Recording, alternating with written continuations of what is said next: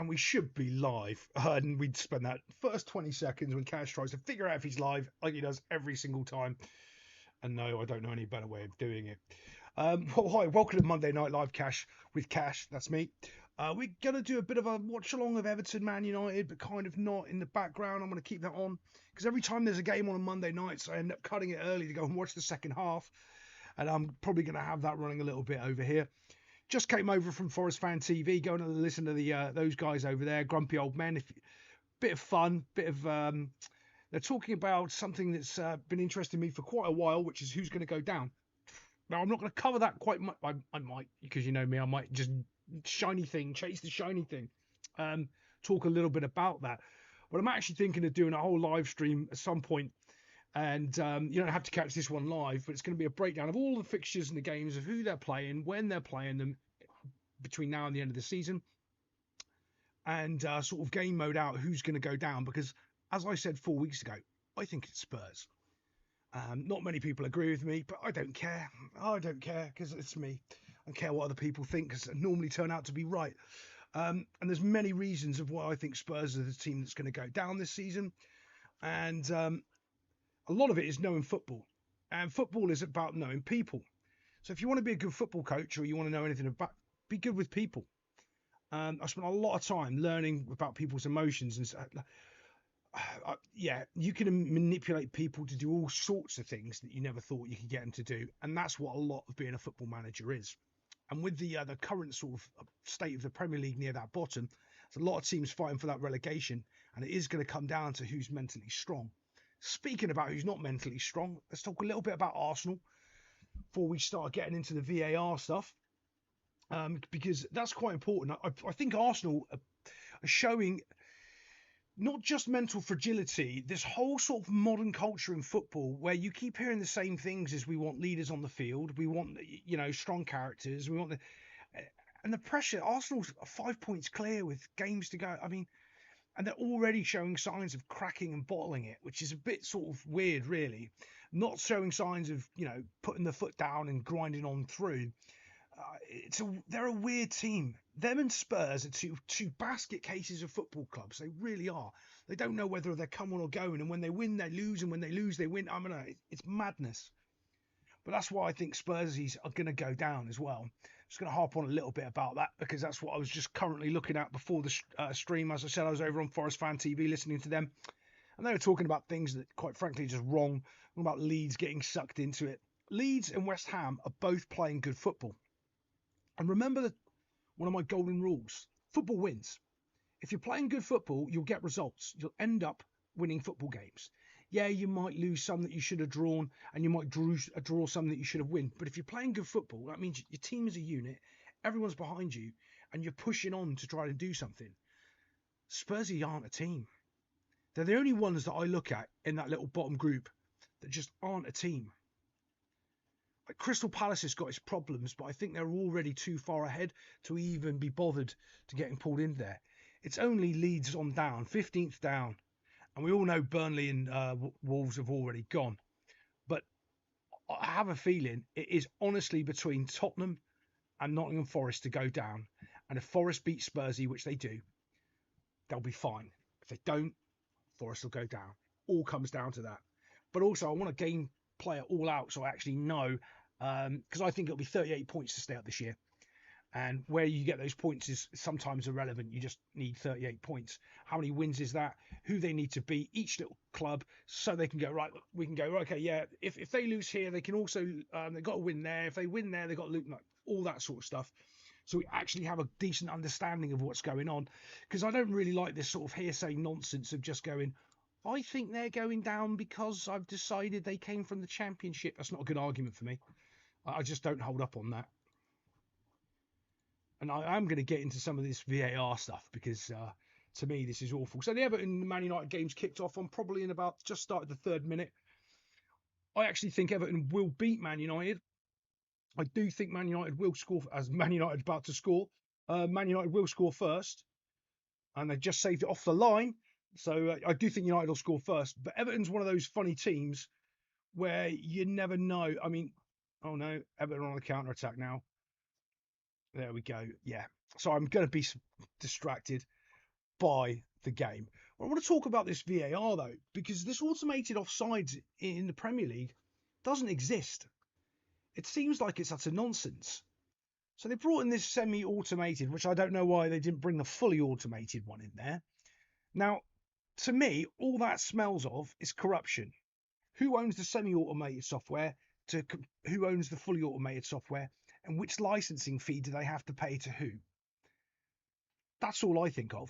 It's like, okay, so someone's company is going to have semi-automated, and we're going to go with them because they're a friend of mine, and we're not going to go with the fully automated. What? Why wouldn't you go with the fully automated that all the other leagues in the world are using?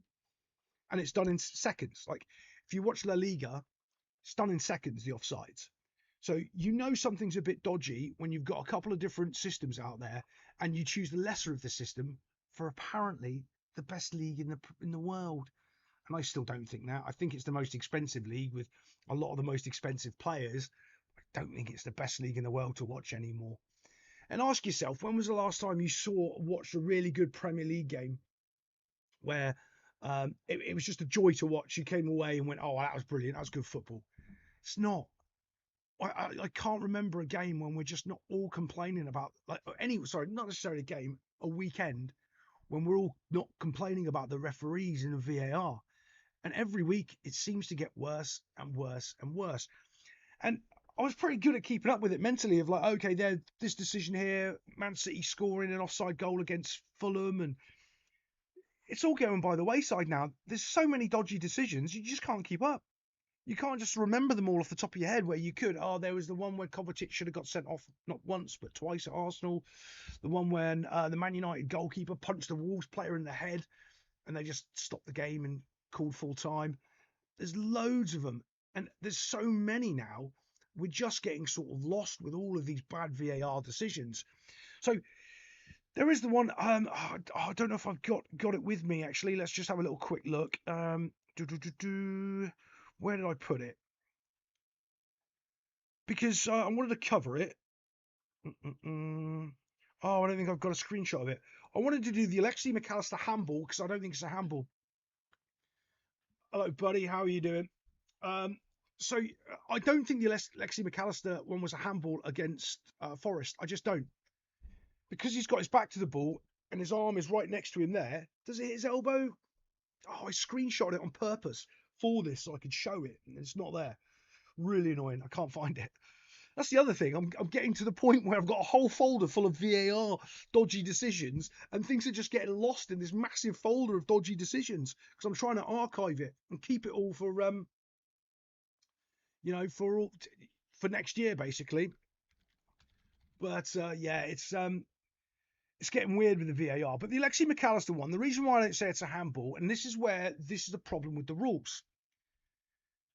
He gets a goal because it hits his hand. Yeah, but it's not a handball. But he gains an advantage for it hitting his hand, but it doesn't. It's hitting his elbow. So you can call it a handball, but it's not because his hands are by his side when he's jumping.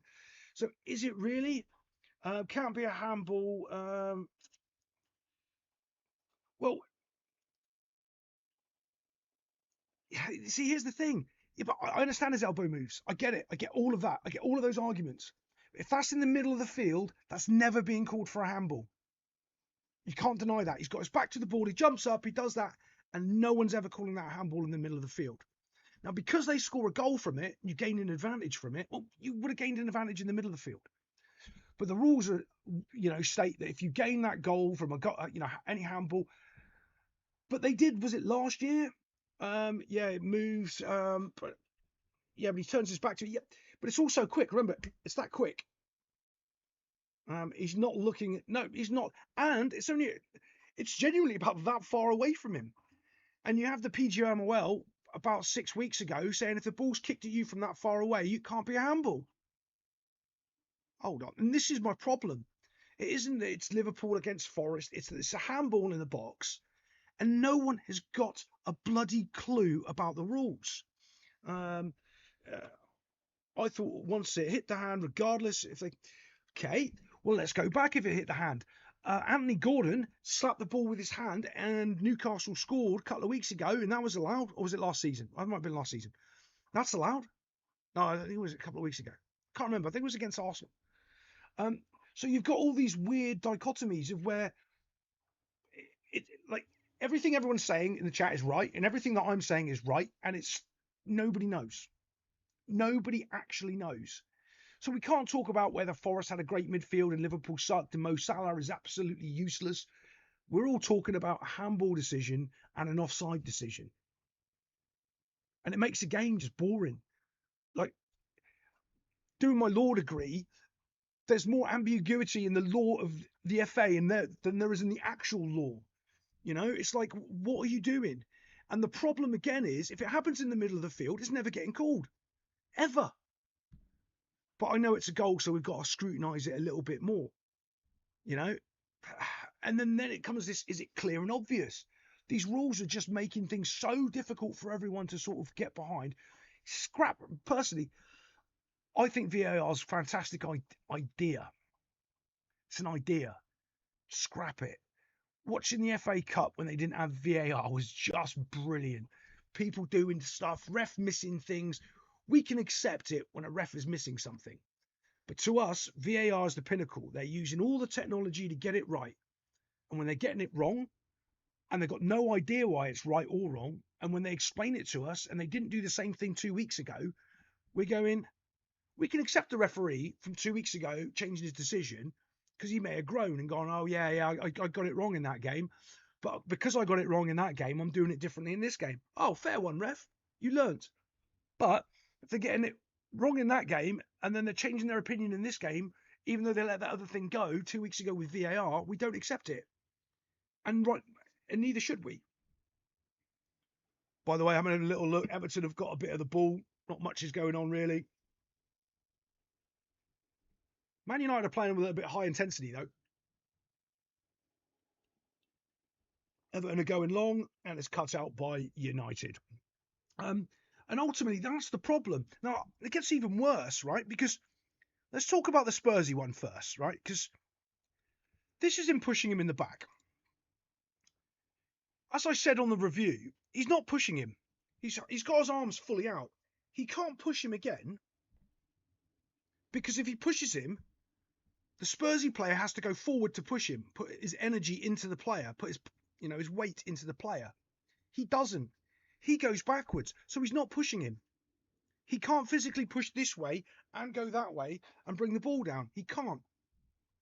It's just a touch. And he goes down really, Gabriel again, goes down really, really easy. Sorry, I got an itchy nose. That's doing my head in. And here's the problem. It's not a clear and obvious error. It's not a clear and obvious foul when the ref gives the goal on the field. It's not clearly a foul. He hasn't got it wrong. The Arsenal player's gone down too easy. He's felt contact. He's gone down. Not for the first time. Again, I think it was Newcastle again. I think he did it. Newcastle scored a goal and they allowed it. And they allowed the goal. And I think it was Gabriel that went down again. And he should have learned from that game that they don't always call it. That's right. That was the Newcastle thing I was thinking about with Arsenal. And one, we want to cut this out of the game.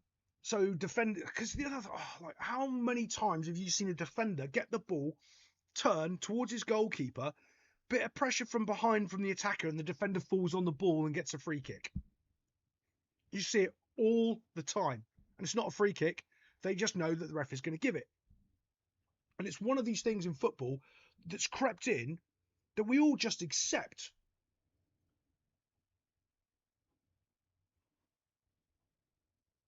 Did he?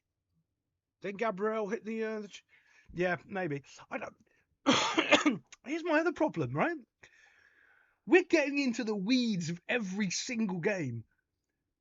The amount of missed passes, terrible shots, bad corners, we're not talking about. We're talking about rubbish like this. Utter nonsense. I mean, it's like, oh my goodness. Like the amount of bad passing I saw in that Forest Liverpool game and the technical abilities of these players, so poor. Yeah, it's like, he had a tantrum. Oh my goodness. Oh, but by the way, that's my point about Arsenal's mentality. I think, honestly, well, give it 3 weeks, okay? Because when the Champions League kicks back in and the pressure hits Arsenal again, I think they might absolutely fold.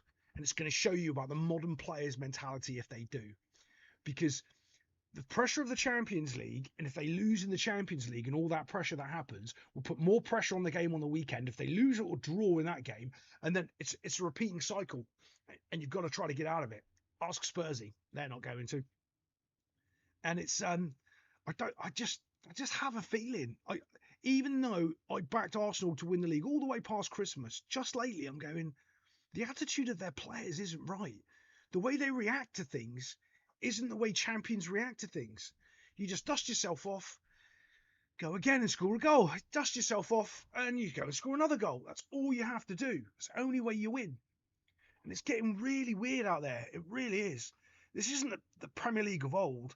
And I mean the old 3-4 years ago. It's completely changed in the last 3 or 4 years, this Premier League. But we all know it's a bit dodgy. Let's be fair. If you don't know the Premier League's a bit dodgy, you've not been watching. And this is mega dodgy. Oh, wait. I've got another screenshot. See if I can pull this in. Okay. I found this. Where is it? I found this of the offside. Someone posted it from the reverse angle. Here we go. Is this the one? Yes, this is the one. So someone was in the stands on the reverse angle. Okay, first off, there's a player over here. So you know the line is kind of going like that. That's how you have to think of it, okay? But his foot's nowhere near Van Dijk. Absolutely nowhere near Van Dijk. There's a whole video on it. I might just put it as a short later on tonight or tomorrow. There's a whole video. This guy behind Van Dijk, his foot's nowhere near it. So when you see this image here and you see his foot is protruding like that, this isn't how they're stood. You can see his legs bent. So you know this image here is completely and utterly fake. They just faked an image. It's like, what? Yep, they've just faked an image. And not only that, you can't see the other Liverpool striker, Ekitike, in that image. That's a completely fake image. Look at their legs. Look at where they are. Now let's look at the real picture of what's really going on. Yeah, it's completely different, isn't it? Completely different. Yeah. Oopsie doopsie, Premier League. Oopsie doopsie.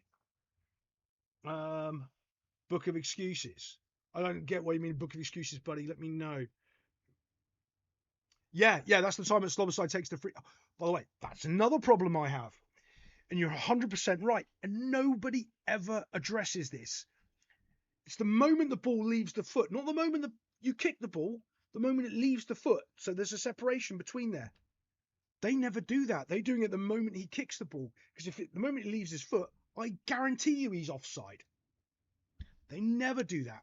They always do it, just as he's kicking the ball. No, there's got to be a little bit of daylight there because it's not left his foot yet. And they never, ever show it or cover it. So my other problem with this offside nonsense.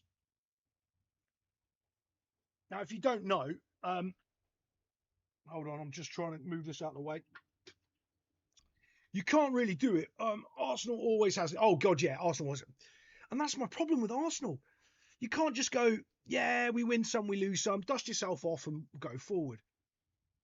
They're just complaining the whole time. Like, I should do an award at the end of the season of who's the biggest complainers, the biggest bottle jobs, and I think the most obnoxious fans. I think Arsenal will win them all. Really bizarre. I think that some of the promoted sides, the Sunderlands and the Leeds, have been a revelation this year. And the fact of how good their fan base is, how hard their team works, it's just been a joy. I actually enjoy watching both those teams, if you can't tell. They try to play football, they try to move the ball around, and there's always dodgy decisions, but you don't see it splattered all over social media. Oh, yeah. Well, I used to have this thing, okay, when I'm coaching, right? And it's the sort of one of my rules.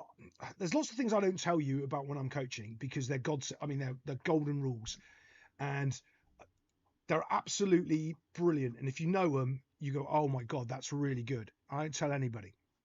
Certain things that if you say and you do, you can almost guarantee a win.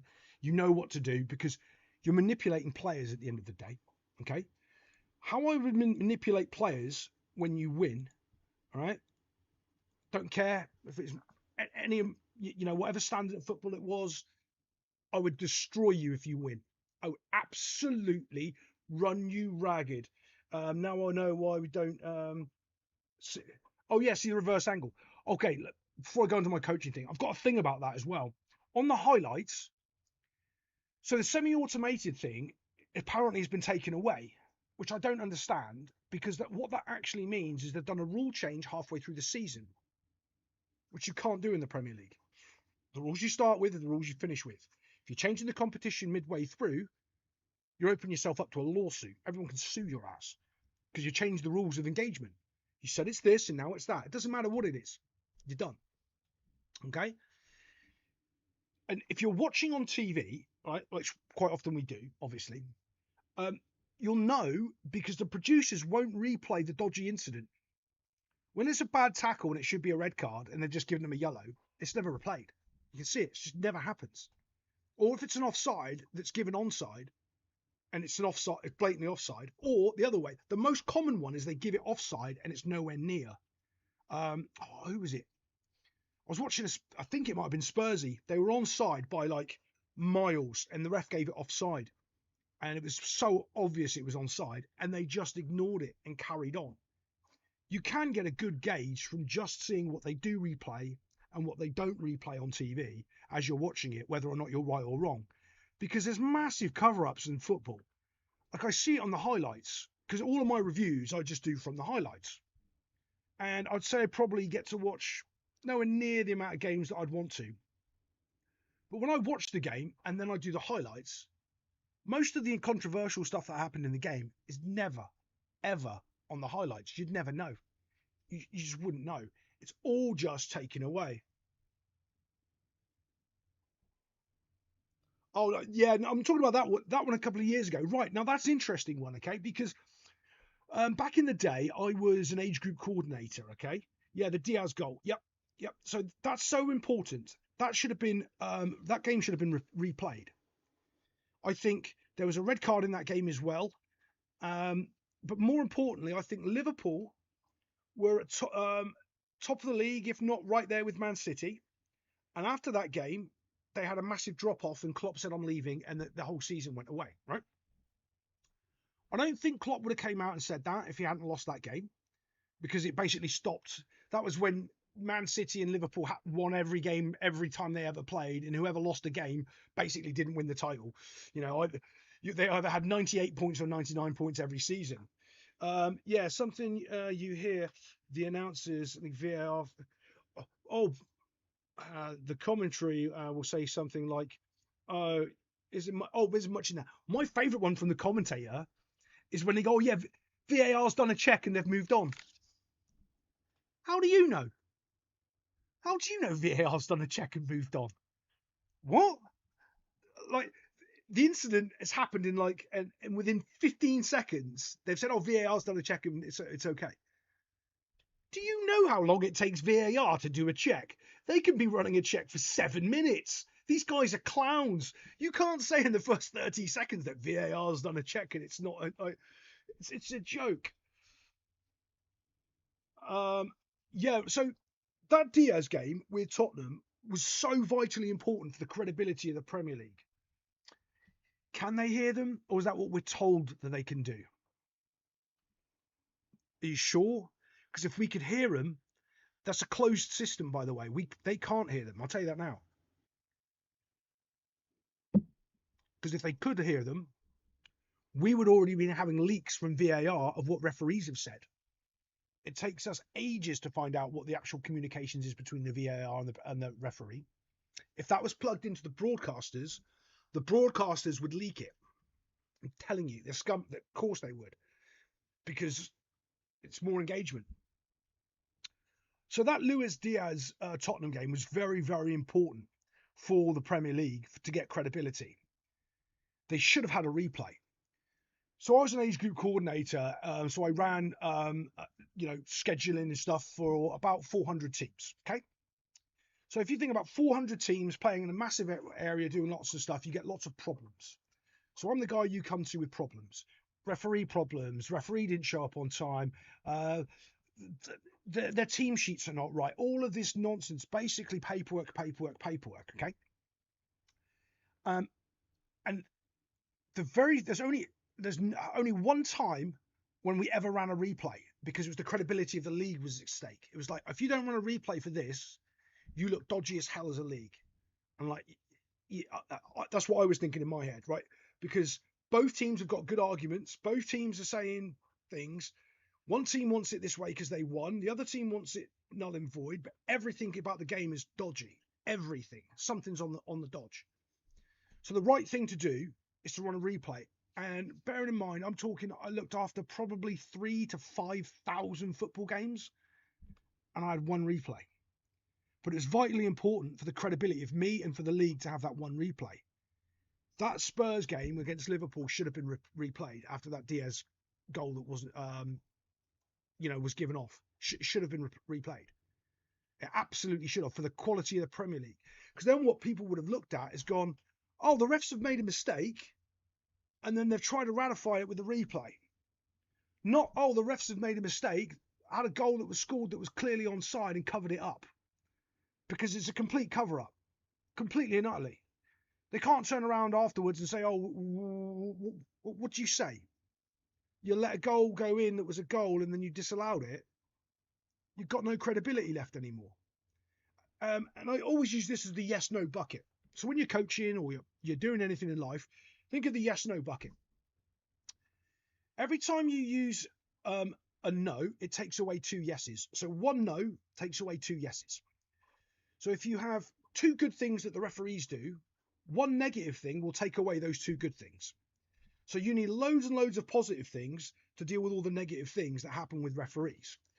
So if the referees have 2 or 3 negatives, okay, you need 6 or 9 positive times that they've done something correct to actually give them credibility. And they don't have those. So all the more and more no's that are coming in are eroding that credibility column further and further down. If Howard Webb was a manager or CEO, he would have been fired. Oh, no, he wouldn't. He would have been sued for fraud. If he was a CEO, he would have been sued for fraud. I'm telling you, 100% he would have been. He would have had to have come out and actually justify his statement by the letter of the law. And because they don't know the law of the football games and what's going on, and it's a bit mishy-mashy, he wouldn't be able to defend himself. By the way, this game's kind of bit physical, bit of knocking people over. Man United knocking the ball around, Everton challenging for a bit. No real goal scoring opportunities except for that one that Man United had when I first turned it on, and I said United will probably score first. But oh my God, it's so poor.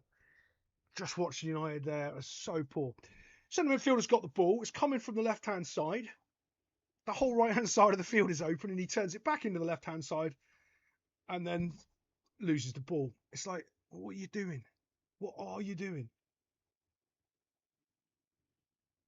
Absolutely shocking. Does it again. And now Everton lose the ball back, don't worry. So I'm just watching Everton knock the ball around in midfield here, and now they're starting to come down Man United's right-hand side, their left. But there we go. Yeah, one of the main things I think, the biggest frustration with all this VAR stuff, is none of the refs are sort of held accountable. Now, this is the one that got me. Let's see if I can blow this up. Move this out of the way. This is highly technical, what I'm doing, by the way.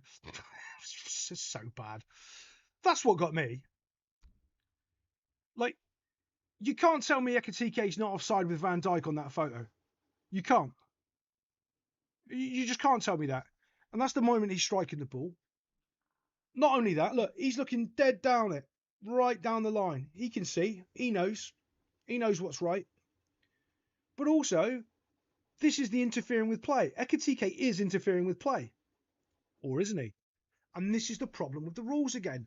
They'll bring up the rules and they'll say some arbitrary thing like, oh, but he doesn't actually make contact with the ball, so therefore he's not interfering. That's lawyers speak for we're crap at our jobs and we don't want to be held accountable. I'm telling you, you can't say things like that. It's just poor. And it seems to be more and more that they're saying it as well. What gets me is when I was calling out a certain club, Manchester City, my channel was getting copyright struck. Probably had like 22 copyright strikes on my channel. And it's all from the same two clubs. Always. No, sorry, it's from the Premier League. And it's always from the same two clubs. Well, he's not just interfering with him. But here's the subject, right? So if you're taking it from a lawyer standpoint, Cash will put his lawyer hat on. What's interfering with play? Is it making the Forest player make a decision of which player he needs to mark? Is it? Because if his mind isn't focused 100% on Van Dijk and the other player, or goes to the other player, he's interfering. It's not interfering. They play. Oh, yeah, exactly. Andy Robertson interfering with play. He ducked out the way of the ball. Funny, City scored a goal the week after that, doing the exact same thing, and the player was more in front of the goalkeeper. That's the problem. There's too many examples of them contradicting themselves. So when you go to that yes-no bucket, there's too many no's now that have been piled on, and they can't get out of it. And that's why I said it was so important for them to replay that game to get some credibility back and say, yeah, look, we made a mistake here. When we're wrong, we're wrong. We'll hold our hand up. This is what we have to do. I know you both don't like it. I know you're complaining about more fixtures, but for the integrity of the Premier League and to get things right, we're going to replay this fixture. That's what should have happened. But they will never do it. Because there's also this thing, I don't know if you know it in the corporate world, where you never admit you're wrong. Even if you are wrong. If you admit you're wrong, you'll let the sharks in and you'll get ripped apart. And what the problem is, that was a wonder strike there from Dallo, completely wide though. That's my issue, is the inconsistency. We don't mind you being bad, but you've got video referees helping you, and that's what's supposed to cut out this inconsistency. If you've got this extra thing and you're still inconsistent, well, you were inconsistent before. And I heard some nonsense stat that someone was saying that, like, now it's 98.2% inconsistent over the... What? You're chatting shit. I don't care about your 98% consistency of... Because they're talking about all calls. They're not talking about the actual important ones. And if I ask you now, do you think they're getting the important calls more right or more wrong? I think I'm going to do a poll on that on the channel. I think they get more wrong than they get right now. Or is that the right way to phrase it? Probably not. I think that they've put so much ambiguity into the decisions now.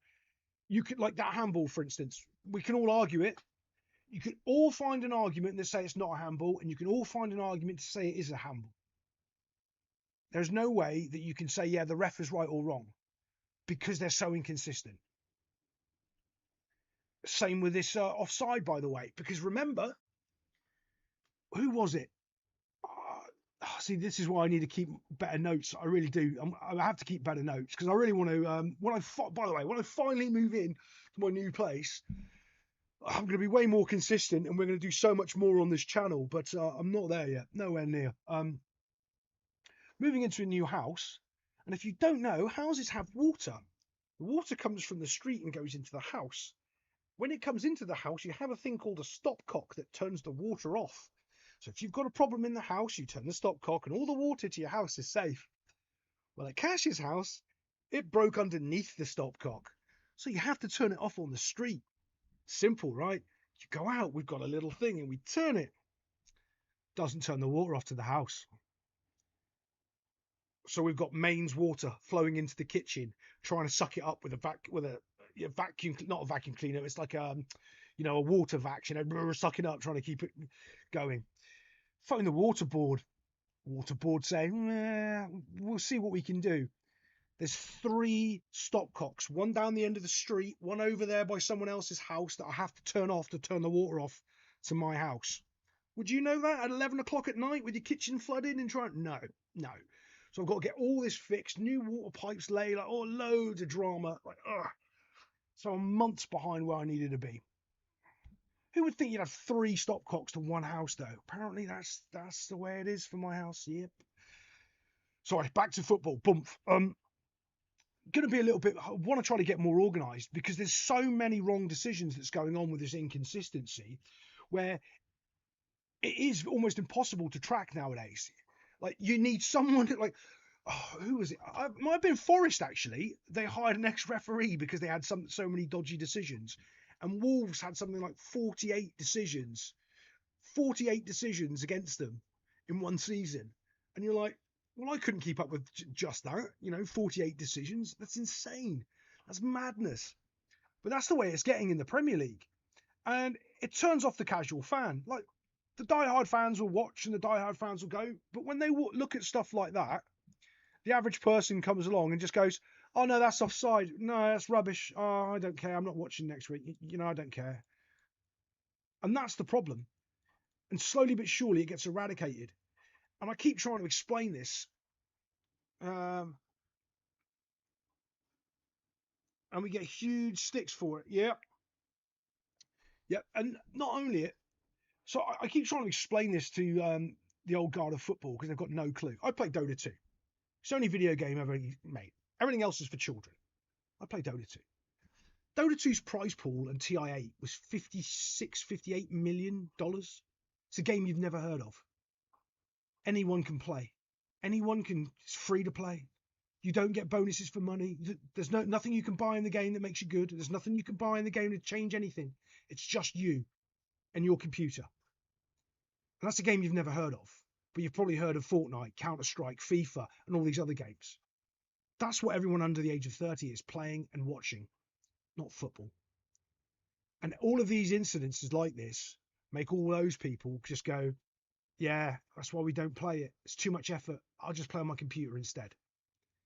And you can see that this is almost like one of the last generations of football of where it is and where it's at its peak. The $100 million transfers will probably be only going for about 2 more years and then they'll drop because it's not there. Look at the talent in the Premier League. It's not there. Name me the top 5 goal scorers except for Haaland. Yeah, who's the best top 5 strikers? Got no idea. No idea. The talent's gone. It's all drying up. The fan base is getting annoyed by VAR. I'm annoyed by VAR. Right, yeah. But I just genuinely think it's getting worse and worse as the years crop on. I just crossed the ball into the box. Everton cleared it. Not much else to see. I would say it's been pretty much more Man United than Everton going into this first half, though. As well, if you are a Man United fan, if you keep that manager, your club's donezo. Absolutely donezo. There's this new phenomenon where people don't understand the fact that football clubs are business entities now. Managers win you games and titles. Did you know, Cash, you still have a non-European countries that's passionate about the game? Yeah, okay, but remember, I lived in a lot of those countries, and they don't support the game. They support the game because it's easy and free to watch. When I was in Yankee Doodle Land, or I was in China, I'll use Yankee Doodle Land because I know the number. I paid $14.99, and I could watch every single Premier League game. No 3 o'clock blackouts. Okay, I could watch every single Bundesliga game, every La Liga game. What else was there? Mexican League, Champions League, FA Cup, and all of the international games. I watched more Barcelona and Real Madrid when I was in Spain, in America than I've ever watched because and the Italian league because I watched a load of AC Milan because I used to support AC Milan when I was a kiddie. They don't pay anything for their to watch it on a TV rights. I've done a little spreadsheet. I've never got round to doing the video. India pay like 14p a game to watch. And in the UK, they pay £8.87 for a game. Where all the money from the Premier League comes from is from the TV ad revenue. It's from the subscription. And it's subsidised by everybody in the UK because they overpay not 100 times, not over 2,000 times more than everywhere else. When those people have stopped paying because they've had enough of the VAR, there's no more money in the TV advertising revenues. Oh, it's gone up now. Oh, yeah. Well, I don't agree. It's always up. But again, it's the money. It doesn't matter if they're watching, if they're not paying the same money that the people in the UK are paying. Everyone peeps, don't text me about VAR. Oh, my God. What's up, Mr. Stones? How are you, buddy? Oh, Mr. Stones, I still haven't sent it yet. Okay, I don't know if you heard my rant about the water in my kitchen, but I've still got you. I might as well tell you, I've got you a Selhurst Park model I've made coming to you when I finally send it to you. Yeah. So it's coming. Just be patient. I even bought big envelopes. Look, I even bought big envelopes to ship it to you in. Just haven't done it yet. Yeah, so bear with me. Um, Relegations ain't coming out. Nah, Spurs are going down. Spurs are going down. Don't worry about it. So I'm just reading your chat. My eyes have gone really bad over the last couple of days. Is anyone else's eyes just get really blurry sometimes? I'm on my phone and then I come away from my phone and my eyes are just like, oh, blurry as hell. I haven't looked at the Palace game. I think there's another game that I didn't check that there was something else dodgy in it as well, where there was another VAR, and that's what gets me annoyed. It's I start to go and look at a game and I want to look at the football and I end up talking about VAR in the game and I'm just like, I'm done. I don't want to review it. I pay 4 services to get the matches exactly, and they do the same thing. Same thing for the basketball. Oh, really? Okay. Well, when I was in Yankee, I had Comcast and Uverse, and it was $4.99, which is a tack onto ESPN, and it was Fox Soccer, I think it was at the time. $14.99 for the lot monthly. It was brilliant, absolutely brilliant. But remember, like all the this is where I think, because the game is going to go to a global league and Saudi are going to take over because of the money, because Sky Sports have lost 40% of their subscriptions in the last 5 years. Well, 2 reasons. They don't get any new viewers, like I was saying. Everyone under the age of 30 is playing video games. They couldn't give a shit about football. All the older lot are dead. So that's where your gap is. Saudi will fix that gap with money. So then the Saudi League, look how much talent's going in over there at the moment.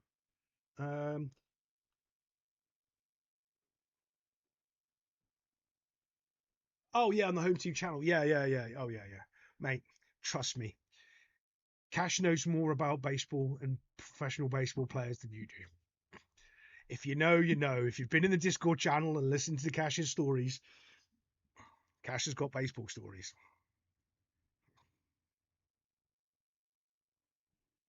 I'm the soccer coach.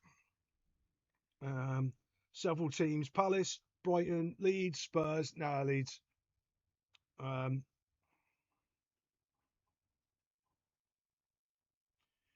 Yeah, see, when you're in a relegation battle, you hit the nail on the head. I was touching on this earlier. It is about the morale. Sometimes you're better off being in that spot where you know you're going down, so you can fight your way out of it. And that's where whatchamadoodle are, West Ham are. They already say, "Oh, we're down. Just play. Just down. We'll play." But when you're getting sucked into it, that's why I think Spurs are, because Palace is just going to be Palace. Palace is just going to they'll win. They just need to win 3 games and they're fine, and they'll win 3 games. Palace will win 3 games. And but Spurs can't see it. Can't see it. Everton on the attack, coming up to half time. Throw in, really poor. By the way, that's a foul throw. Has anyone ever noticed as well the amount of bloody foul throws in the Premier League that don't get called? And if you go out and play in any non-league or Sunday league, or the linesman would be flagging for those all day long.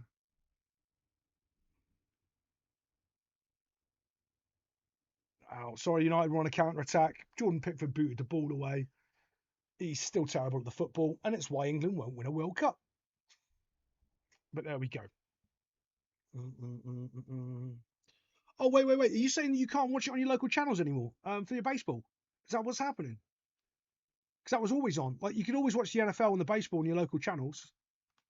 That was always the case.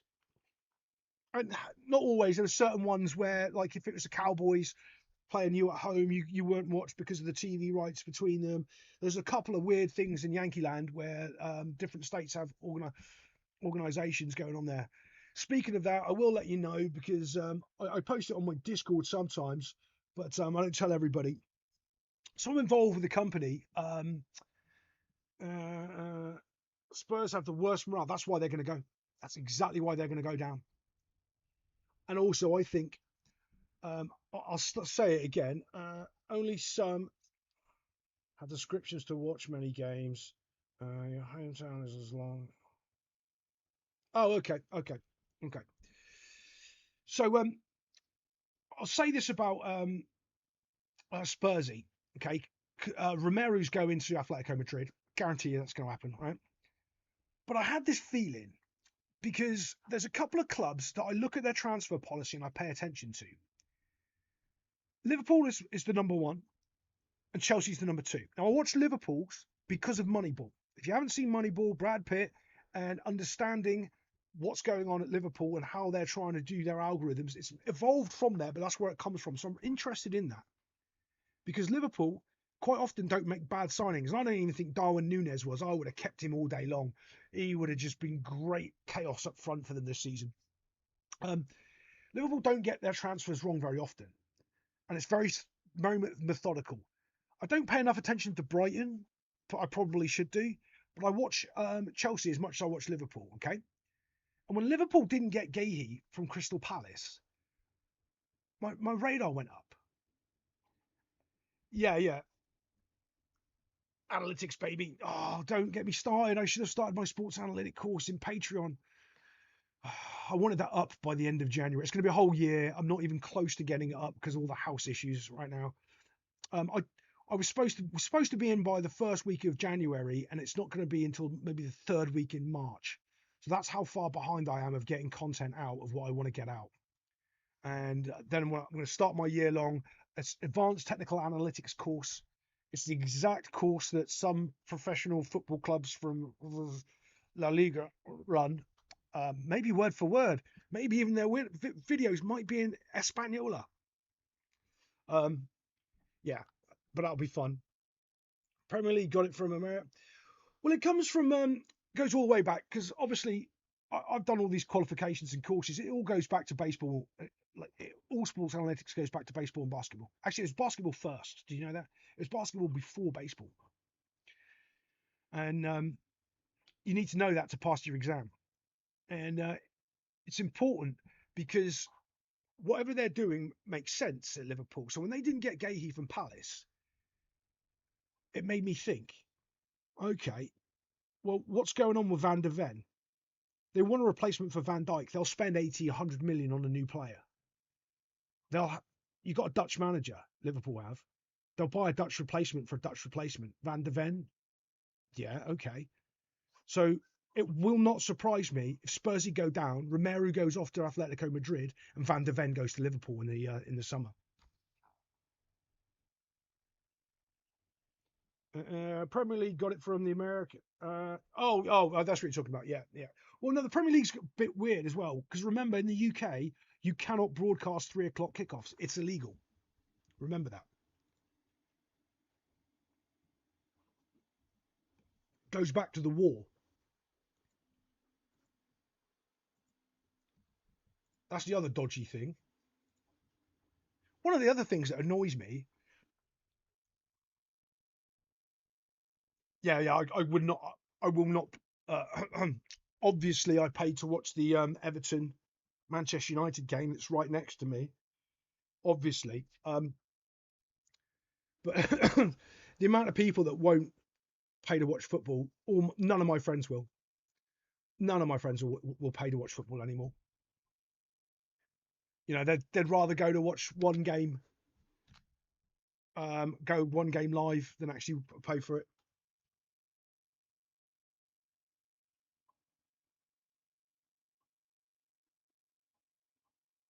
Game on a Saturday could have a. Oh, okay. Yeah. Oh God. Haven't slept again for 2 days. I'm not going to sleep again tonight. I'm going to be putting out another video. So many house problems. Don't move house, people. Don't move house. Still got to take all my studio and build. I've got to build a studio in this little cupboard and try to make it work somehow as well, which I'm not going to be able to do. Going from a massive study to a tiny cupboard, not going to be able to do it, but we'll have to see. It's going to be a right old pain. Right old pain. However, I will be at my computer more and I will be able to get more content out, which is like there's so many games that I haven't been able to comment on that I've got queued up. And one of the biggest problems I have is because of all these VAR controversies, I can't get into coaching, which is what I want to talk about, and how the players are playing, because I've noticed so many trends lately, and I keep forgetting to talk about them, and then the highlights have gone. So let me explain one. It was in the I think it was the Forest Liverpool game, and you can see. Can I draw here? Let me just pull up my drawy tool. Let's see if I can do it here. Right. So here is the problem. Can I draw? Fantastic, I can. So you had their back line was about here. Okay. Here's the guy with the ball, and you had the Forest players like this. And you could see that they ended up, I'll tell you exactly what happened. They ended up passing it. Nico Williams was back here. He ended up running forward, receiving the ball about here, and running to the corner here and putting it across. That's what ended up happening. And you had 1, 2, 3 players all trying to run into the space. At least if Forest goes down, yeah, they won't have shitty interview. Forest will come straight back up. They don't have to lose to VAR. They'll come straight back up. And it's this thing in the Premier League, and you can't unsee it when I say it again. Forwards don't know how to play football anymore. Okay? So what should be happening in this situation when you've got your 4, 1, 2, 3, 4, and you've got your player wide, your player in the middle here, boom, he needs to stay there, and your player wide, and here's the player on the ball. He comes in and checks to receive the ball. 2 things happen.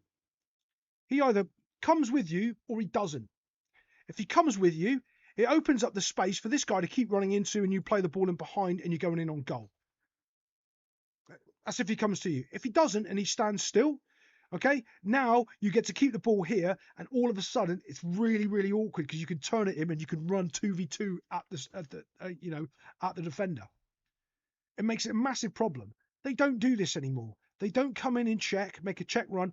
So one of the things that you want to teach people is if you want to go into this space here with the ball or without the ball, first of all, you come into this space here.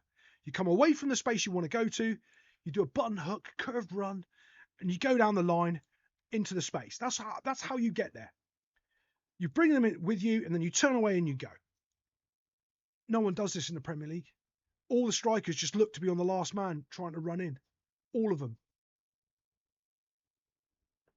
They genuinely don't know what they're doing there. They don't actually make any proper dynamic movements up front. You'll be shocked to find. I'll tell you who does a good job of it, but can't link up with anyone because they don't get him. Is that little Jesus guy for Forest up front? Who else does some good dynamic movement? Ekatike for Liverpool does. Cole Palmer doesn't. There's no one. Haaland doesn't. There's very few players that look busy coming in, connecting with the midfield, bringing out the defenders, coming in and trying to get in behind them.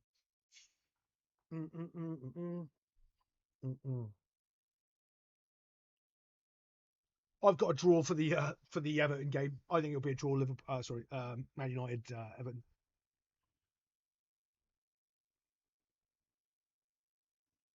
Mate, honestly, I haven't had a good look at eBay. I'm gonna look at eBay a little bit tonight. I'm gonna see what I can pull up with it tonight, because I want to be able to send. Because I got loads of Yank mates, and I can't send them anything at the moment. It's weird though, because I've had people buy my comic. If you look at my eBay page and you look at my comic book prints, I've sold like 4 or 5 of those to Ohio. I know it can go. I know it works. So I don't know why it's not working.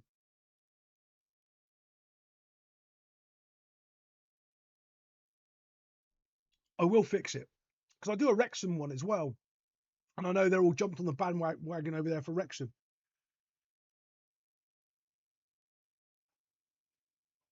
What? Because of your house? Are you sure? We'll work it out. I'll make sure I get you one. Because I also made one of these for me mate Ez on Forest Fan TV. Yeah. There you go.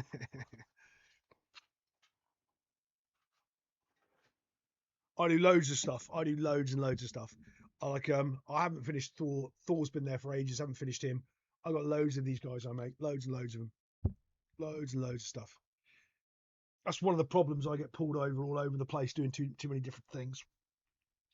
And it's normally okay because I can normally keep up. But when you have something like this house problem come in, it's so dominant and takes up so much time, it destroys everything that I'm looking at doing, and I can't get back up. Oh, so I was telling you what I was doing with that company.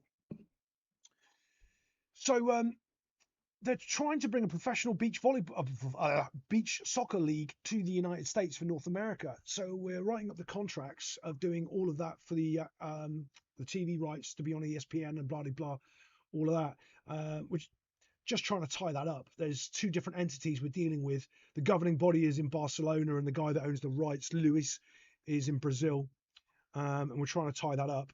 And then Cash will be running a North American beach soccer league. That'd be fun. Yeah. So look for some good beach football coming to North America. And then what I'll end up doing is, knowing me, I'll end up getting the Olympic Committee involved, and we'll end up having the US win a gold medal in beach football in Olympics because I'll be running it. So I'm just doing some watching the highlights for the first half. Man United against Everton.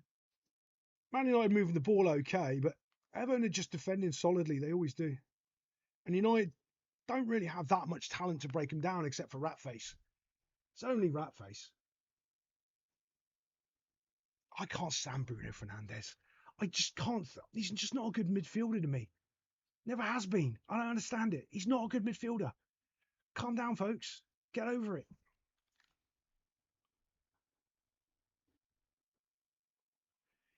Yeah, Cash hasn't started coaching in it yet, and I know nothing about beach football. I don't even know the dimensions of the field. But watch the United States win a gold medal when I start running it. Yeah, you don't have to be the best to win. You just have to win. And one thing I know about America, as soon as I've got a league running, they'll take care of it for me. Get all the colleges involved. The competition just makes competition, and they just win, and they just win, and they just win. Yeah, the Brazilians are probably the best, but they're supposed to be running the Olympics. It's supposed to be in the Olympics. I don't know if it's already been announced yet or not, but to me though, it's all like pie in the sky because I've done it so long in football. And what ends up happening is someone gets like a license like this and they want to be millionaires, and they never just try to get to step 2 to step 3 to step 4. They just want to get rich and nothing gets done. This has been going on since October. It's a contract. It should take 3 weeks, and it's still going on. So to me, it's just like ex-football players want to be involved in a thing and trying to get rich doing a thing, even though they are rich because they don't know how business works, and it's just grinding. It's utterly grinding, you know. Running, because how I'll probably run it. Let me just explain. I'm signed under a non-disclosure, and I shouldn't be releasing any of these facts to anybody because basically what I'll do is I'll just run it in Florida for the first year through Daytona, Tampa Bay, and Miami, 4 teams in each, running it as events pretty much, and seeing what traction we can get, and then expand it as and when, what, depending on what we do. If we do well, we expand it. If not, we hold it, and then we try to add on other cities as we go, because you do want to put Chicago, LA, and New York in there. But it's the travel expenses. You're just going to kill yourself. You're going to kill your league with travel expenses. You know, we're not the women's NBA that gets subsidised from the other leagues. We have to actually stand on our own feet and do it ourselves. So it'll be difficult, but I'll do it. I know how to do it. I've got friends at Nike. They're in me a favour. Phil Knight knows me. It is funny when the guy that owns Nike knows you by name.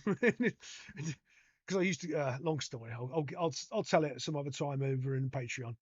But one of my business mentors was a guy called Rob Whitlow. Rob used to own a little company called Foot Locker, and I had no idea who he was, by the way. He was just a guy that phoned me every Wednesday for 10 years, chatted every day. Like, I had no idea what he used to do. Forest away to Palace at United, Spurs at Fulham, Leeds home. See, I think Leeds will draw against City. I think Leeds will draw because Leeds are decent. Burnley doesn't matter; they'll be down. Wolves doesn't matter; they'll be down. Forest away at Brighton. If they beat Brighton, Forest will stay up. All right.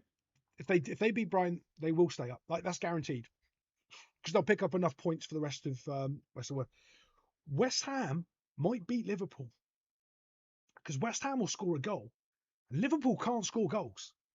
Like Liverpool genuinely can't score goals.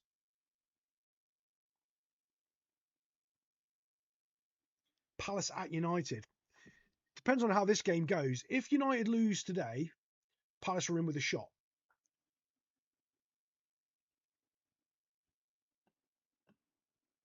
Yeah, yeah, yeah. Like Palace are that funny team though that I don't know like they're like Brighton. Palace and Brighton are the two teams that I don't like actually guessing of making a prediction of what's going to happen in those games because they're just so wishy-washy. You just never know what's going to happen in those two games at all. Like Brighton can show up and just beat you. Poof, done. You won't even touch the ball and go, well, what happened? Next week they'll lose 3-0 and you'll go, oh, that's not the same team. What's happened? And to me, it's the same as Palace. Absolutely the same as Palace.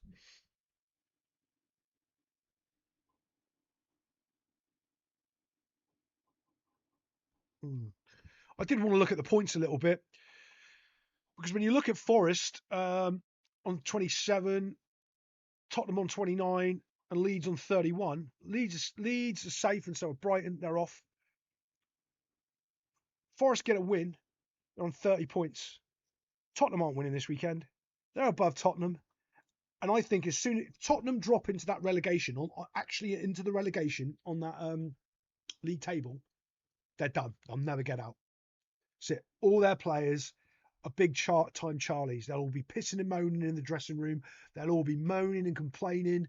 Yeah. Who do they play this weekend? Spurs play at Fulham. Yeah, okay. See, Fulham are decent at Craven Cottage, aren't they? So if they lose at Fulham and Forest win, Forest go above them, and all the wheels are going to come off Spursy this weekend. There is some Champions League, and I am going to pay attention to this Real Madrid. When is it? Is it Wednesday night? Yeah, Benfica Real Madrid. I am going to pay attention to that game because that to me is madness. So there's a whole bunch of other stuff that came out with these racism quotes and all of this. And it turns out Mbappe was goading him the whole time. Mbappe was the one that started it, not Vinny Jr. And he took it out on Vinny Jr. and he called him a gay slur, not a racial slur. Apparently, he called him gay. Yeah, apparently.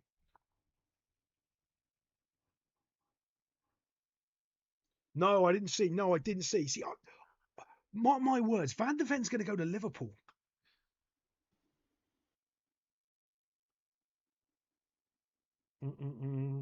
Got to be able to score a goal. Yeah, yeah. If you can't score goals, you're in real problems. That's where I think Forest have got their biggest issues. They can't score goals. See, the thing is, Palace can always score on you. Palace are dangerous. They can always score a goal on you. Danny Welbeck can always score a goal on you for Brighton. Like, there's some goal scorers there. Forest don't have those. Spurs are just awful. Spurs look like to me a team where everyone's already decided if we get relegated, they have to pay us off and we can go get new contracts for some other team. Genuinely, I look at their players playing and that's what I feel like they're doing. It's like they don't care. They genuinely don't care. I think they've got the worst home form in the Premier League, not only for this season, last season as well. And if you've got the worst home form in the Premier League and you're in a relegation fight, you're probably going to go down.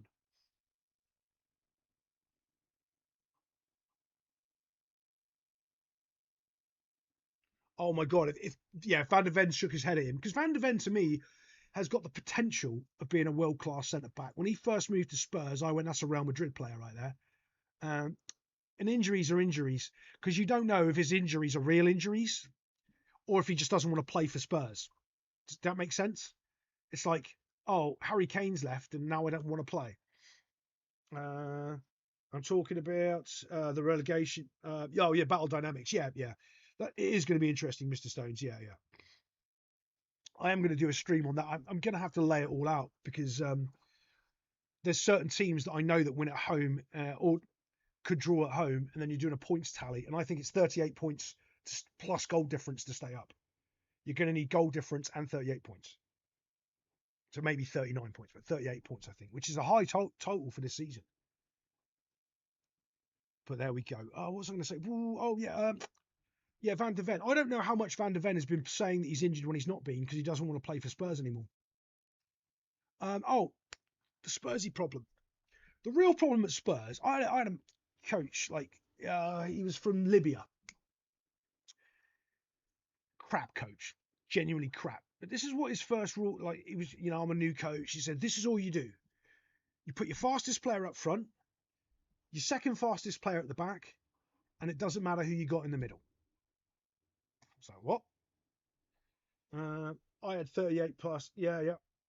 And the difference in the line starting of the season, funny enough, yeah. Scares the hell out of me. Well, so that's what he said. But it does make sense. If you've got your fastest player up front, generally your best player, and the second one is at the back stopping goals, okay, and then no one else in the middle matters.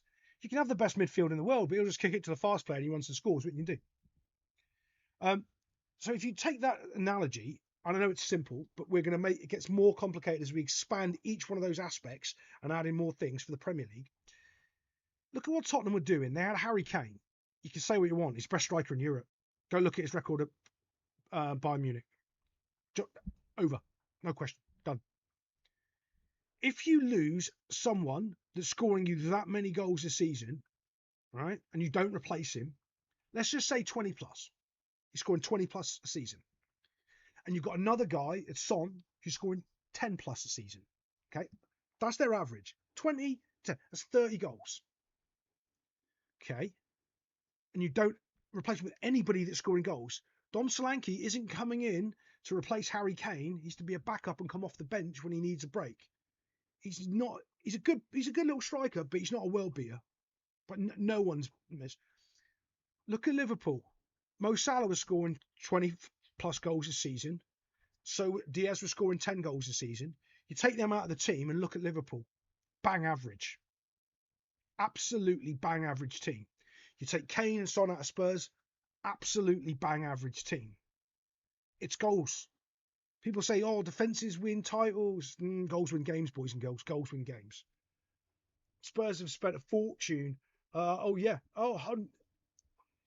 here's the problem. It goes back to what I've been saying for quite a while, is there's no good football players anymore. There's no good strikers. Where's the number, the 18-year-old whiz kid coming up? There was always 2 or 3 coming up somewhere. There's none. There's no wonder kids coming up. There's no great strikers. There's no, there just isn't. All coached away. They've all gone. It's all systems and structures and formations. Oh, Luke Shaw just went down like he got shot. Luke Shaw's fit. What a surprise. Coming up for England tournament. Luke Shaw's going to be fit so he can play. Shocker.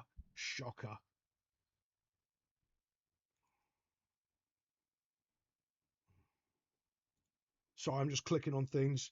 Before I'm going to call it a night, boys and girls. Going to watch the rest of this game. And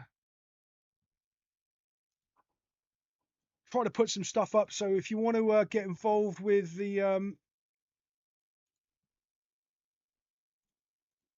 stream about who's going to get relegated, I might let it be another week or so we can get a couple more fixtures out and maybe do it for like last 8 games, because I think some teams that are playing poorly are going to start picking up because they're going to start worrying about relegation. So I think that fight is going to start really happening up in the next couple of weeks. So I might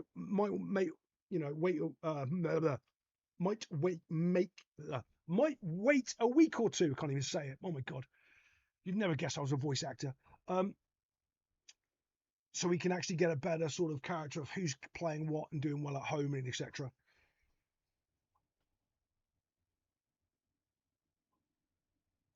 Yeah, I think the relegation banter is going to be fucking. Because like, does anyone care about Arsenal and Manchester City? It's a weird thing. Like everyone doesn't want Liverpool to win the league, and it was like, oh, it was interesting. No one cares with Arsenal. It's just like, yeah, they're going to win it. Who cares? It's just very, very bizarre this season. Very bizarre season. Well, other than that, boys and girls, I'll see you next time on Cash Talks Football.